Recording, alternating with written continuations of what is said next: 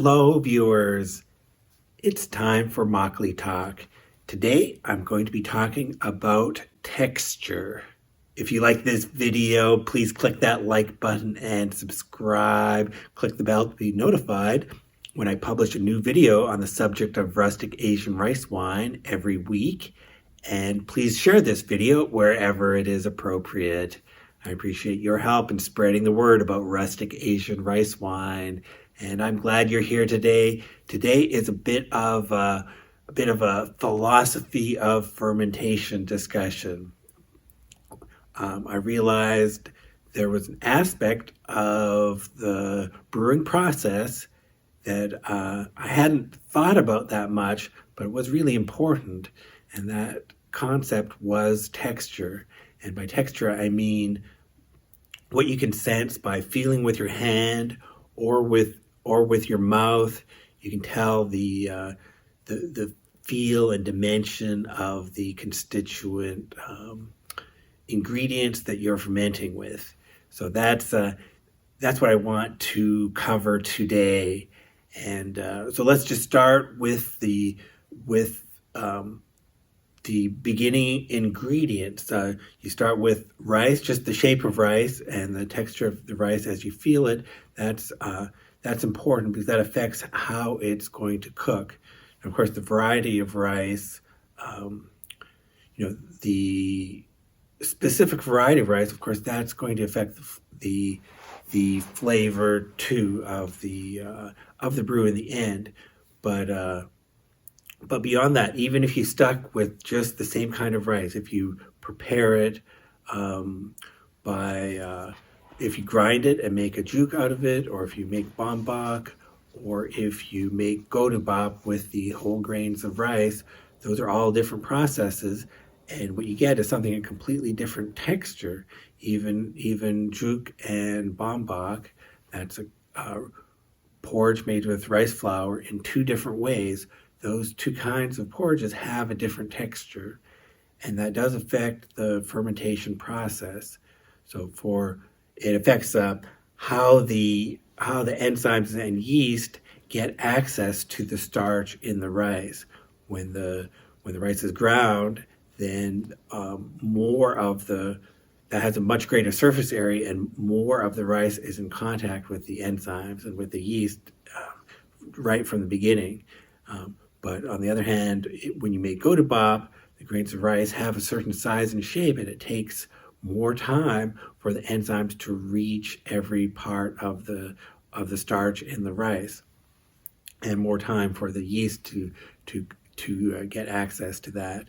So that really affects the timeline of fermentation. So just that kind of texture, just size of the particles of rice, that affects the speed of fermentation right off the bat. And then moving on, whether the rice mixture is gooey or not, that's going to affect things like how the bubbles produced by the fermentation, are those bubbles stuck inside of the material, or do the bubbles escape? Does this material have access to oxygen? That's going to affect the fermentation process as well, and the action of the lactic acid bacteria. So, of course, that's going to affect the taste too.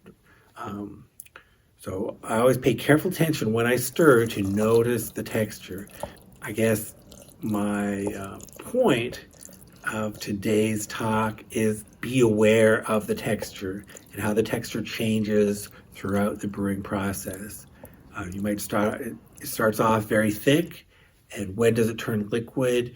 Is it still gooey? Is it trapping the bubbles in your fermentation container? Do the bubbles do they escape easily to the top, or are they trapped underneath the surface?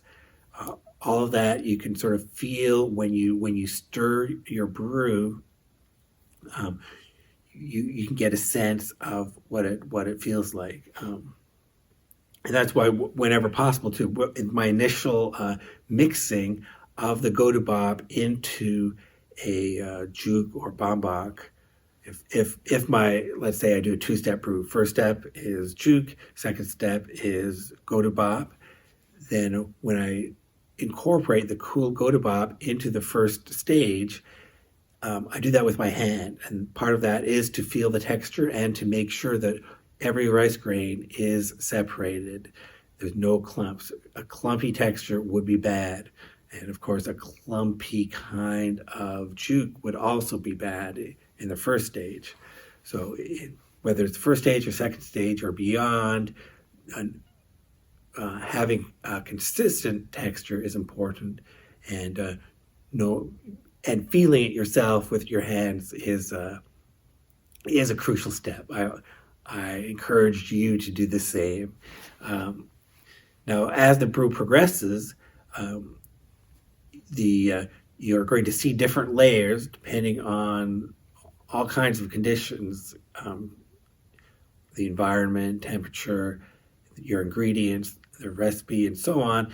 The layers can be different, but you will have some kinds of layers with different textures.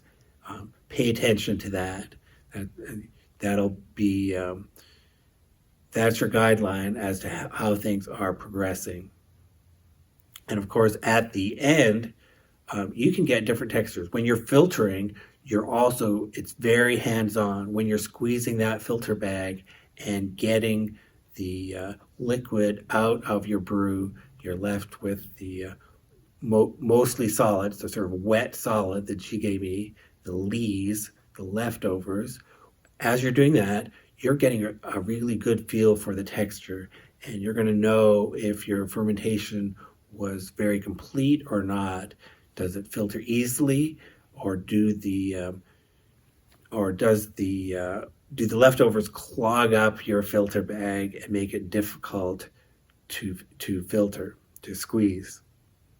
So that's another aspect of texture that you're going to feel yourself every time you brew and you squeeze that filter bag. You're going to feel it. It's another real hands-on experience, and something you're going to want to really be aware of, and is going to inform you how your brew did.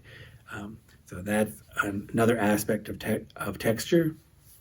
And finally, when you're consuming your rice wine, your makgeolli, the texture you get, you're going to feel in your mouth the texture. And you might have a thin texture, you might have a thick or silty texture, a grainy texture. That would be bad, but you should be aware of these textures, and that'll also help you know, is this particular brew, does it help to dilute it with some water?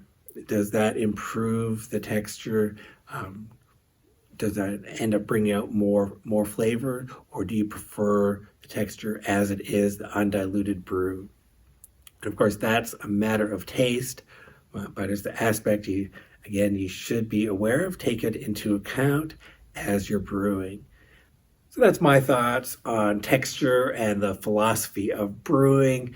Let me know what you think in the comments. Thank you for watching.